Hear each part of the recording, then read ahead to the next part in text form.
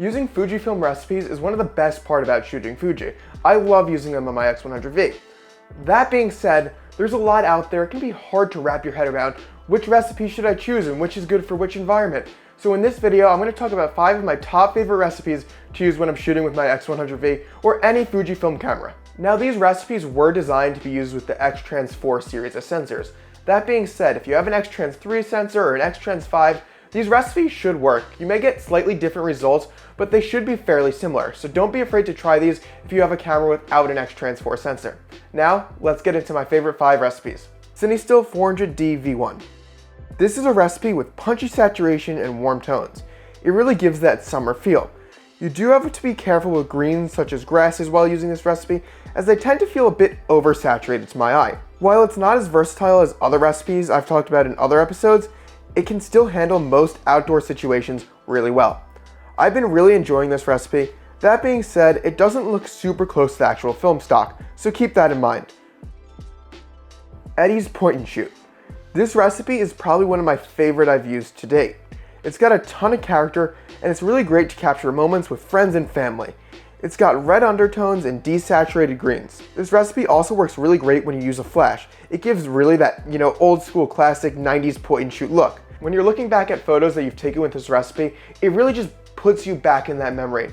It's got so much texture, so much character, it places you back in that moment, and that's why it's the perfect point and shoot recipe.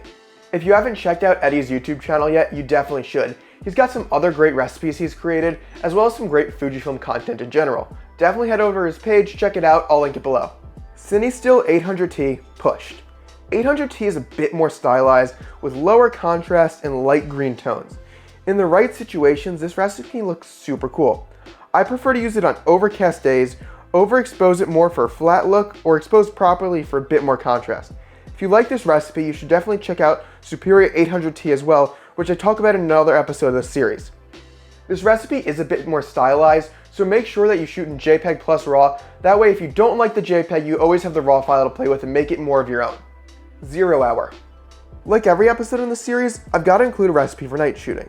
0 Hour from Captain Looks is a fantastic recipe for nights in dim light. Depending on the lighting, 0 Hour can look a little warm or a little cool with artificial lights. Where 0 Hour really shines is outside at night. It nails the colors and has a very realistic aesthetic with just the perfect amount of style to it. If you're looking for a really clean recipe for night shooting, you should definitely check out 0 Hour. Black Beauty. This is another recipe from Captain Looks. This is a really contrasty black and white recipe that I think is best described as feeling clinical. Unlike the black and white recipes in my last 2 videos, this one uses monochromatic color and it gives a slight brown tint to the images, which I surprisingly liked. It just feels a little different than your typical black and white, and it gives it a bit more character while still feeling super clean and not over-processed. And those are 5 recipes you should try on your Fujifilm camera. Now if you liked any of these, make sure you check out my other 2 videos in this series linked in the playlist on the screen. I think you'll like a lot of them and you'll find some great ones. For now, go out, try some new recipes, shoot some photos. Thanks for watching.